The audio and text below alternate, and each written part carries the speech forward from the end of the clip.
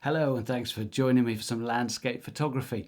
And firstly, I just need to say a huge thanks to Skillshare for sponsoring this video. More about that later.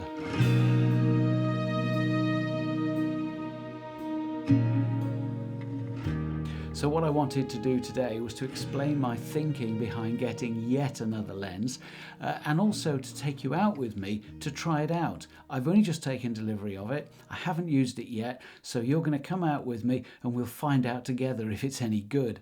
The lens is the Olympus M.Zuiko 12 to 50mm. It's not a fast lens, it's only f3.5 to f6.3.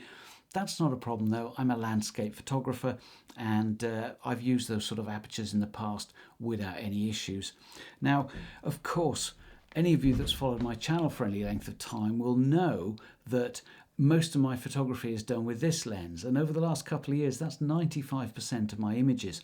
That's the Olympus 12 to 100 f4 Pro. But it's a bit of a lump. It weighs 560 grams. This little thing, just a smidgen over 200 grams. So there was a lot of them kicking around for about 150 quid, but I found one for 120 and I thought, why not? It's worth that sort of price for an impulse buy for what I've got in mind. And what I have got in mind for it is as a general walking about lens. So for example, when I'm out and about walking the dog, or when we're allowed to visit a town again and I just want to go out and about with one lens on the camera, this should be perfect. Most of my images are taken between 12 and 50mm anyway, so I'm really not going to be missing out. But there have been a few occasions recently when I've been down the beach with the dog and seen something I wanted to take a picture of. So this has come out and I've got the image and shared it, and people have said, oh yeah, nice image, but I knew that I could do a better job of it. So with this, we'll be out and about with me much more often. Hopefully I won't miss out. Now, the second use case, and quite possibly more important use case, although not at the moment, when we're allowed back into the mountains and I'm out and about wild camping, at that point, lugging a big heavy lens about, I could do without that. And also, I don't really need the quality of that lens for the sort of work that I do in the hills, because it tends to be wider vistas, it's about light and shade on distant peaks and that sort of thing. And so when you're pixel peeping those sort of images, it's really difficult to tell the difference. And I think this will do the job. Now, of course, if I need a longer lens, I'm also always carrying my 75 to 300. So I'm only missing out on the bit between 50 and 75. So that's not a problem. And then this teeny tiny little f2 7.5mm comes out with me as well. So I've got everything I need in my kit bag and it's all super lightweight. So I think that will be much more the sort of gear that I'll take with me when I'm back in the hills. That said, anything else that I might do, certainly going out specifically to do a shoot, this will be the lens that I use. So you're not likely to see a great deal from this lens other than when I'm in the hills or a Saturday morning out with the dog. Most of the work that you'll see on my channel will be this. But yeah, I mean, for the price, I thought it's worth a punt. Not a bad little lens either. It's been out quite a while, about 10 years. Came out as a high-end kit lens to go with the EM5 originally. But it's got a couple of nice features. For example, it's got a close-up focusing facility. Not a genuine macro, it's sort of a pseudo macro. You can focus in at about 4 or 5 inches. But we'll be trying that out today.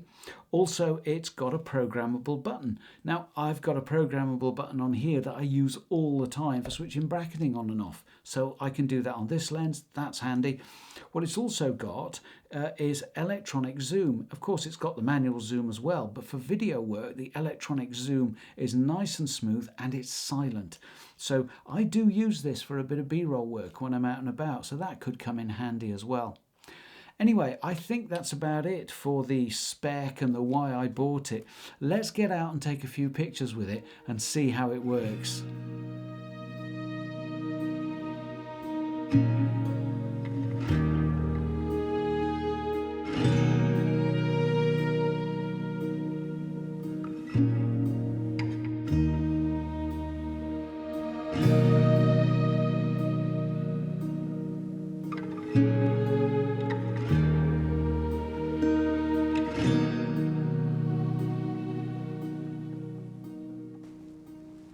Well, now I've had my eye on this derelict cottage for quite some time. It's one of those places that I've just been waiting for exactly the right light. Today isn't it. We've got some nice bright sunlight, but it is being soft boxed by some high cloud, so that's helpful. But it's not really the sort of thing that I would come and really do some artistic work. But as a test for this lens, absolutely perfect. Lots of texture, lots of detail to work with. I've got plenty of room to get in tight, to get out a bit wider and really give it a workout. So I'm gonna go all the way around the building. It's only this side that's being illuminated at the moment.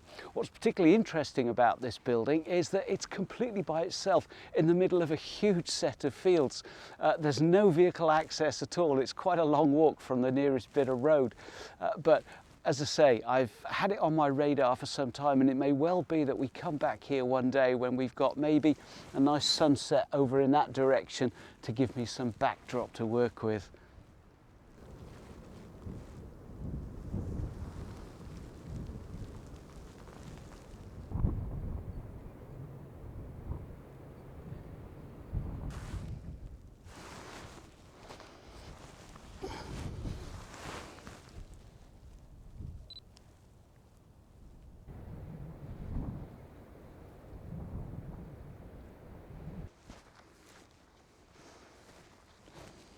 Or what I was doing my recce around the building handheld, and this is a lesson that I've actually covered previously more than once.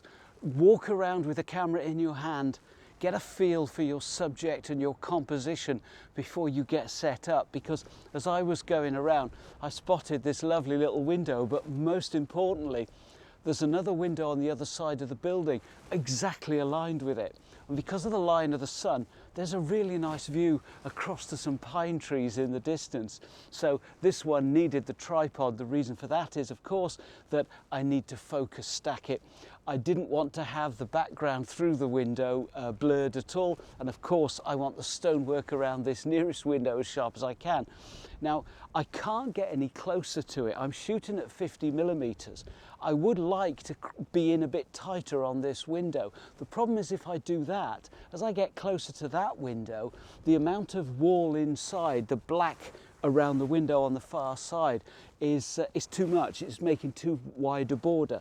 So by positioning myself here, and I have to say it's taken me ages to get the parallax just right so that the window on the other side is even with this window. I didn't want it too lopsided. I'm not sure it's perfect, but the building's a bit wonky, so I'll put it down to that.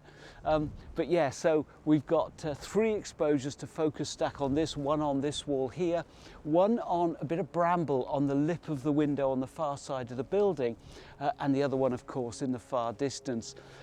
I also thought this composition might be a good opportunity to test the electronic zoom. So I've got it set up, I'm videoing, and let's just flick that ring. Oh, that is as smooth as a cashmere codpiece. Beautiful.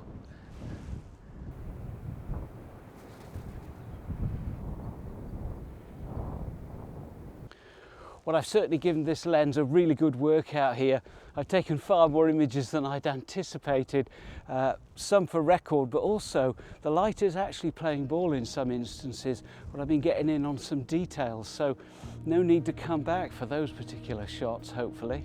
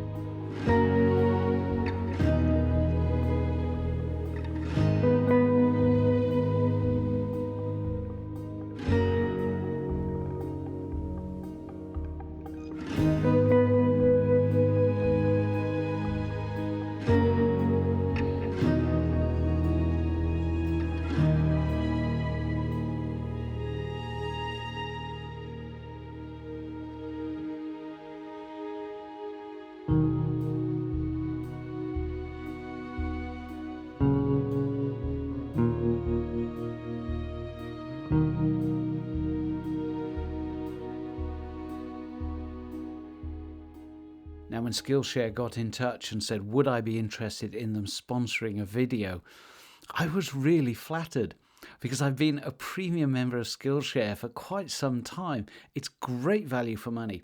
An annual subscription works out at less than $10 a month. Now, a Skillshare membership means that you've got full access to everything they have to offer, all sorts of really interesting and creative skills. Of course, photography and video production. I'm currently taking a class by Thomas Frank in media productivity. It's really interesting. Plus, you get to interact with other people taking the class and the tutor. There are topics ranging from fine art and music to technical skills like web development and UX design. So there's bound to be something there that you'll find interesting. And the first 1,000 subscribers who click the link below get a free trial of premium membership. So you can explore your creativity too.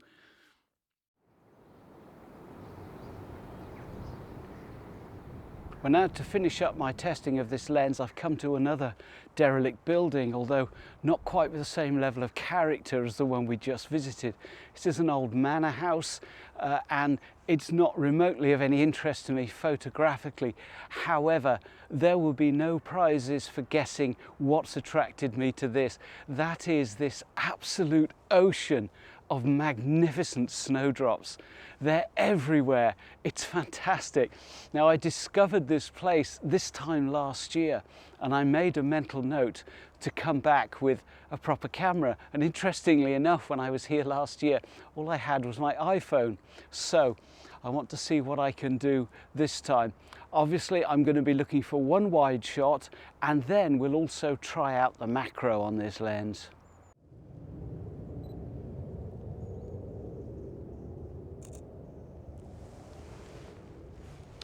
What I'm doing with this is the only patch of sunlight here is just in this area here.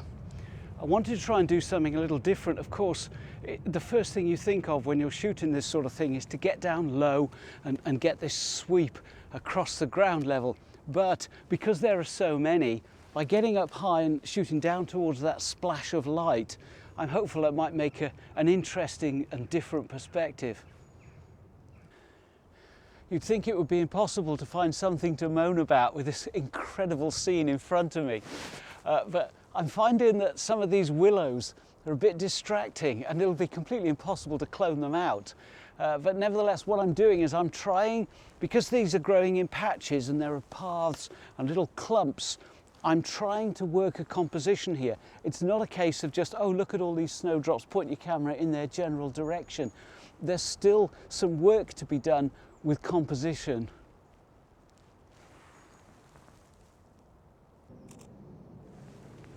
What I'm doing with this composition is that I've got a sort of sweep of the snowdrops running round in an arc to a mass in the background. I'm shooting as wide as I can and hoping to soften the background down a little bit. I haven't got so many snowdrops in this corner of the frame. Try and create a bit of a line rather than just a big mass. If it was, it is spectacular, but from a photographic standpoint, to try and create some sense out of it, to give the image a little bit of structure, is what I'm trying to do here. I'm having to be really careful where I tread. I know there are thousands of them, but I don't want to trample a single one. What they are doing though is I'm just testing out the macro, as you can see. What it gives me with this is the opportunity to isolate just one, but to have a lovely soft backdrop of lots of others, just hints of them in the background. It's pretty perfect, to be honest.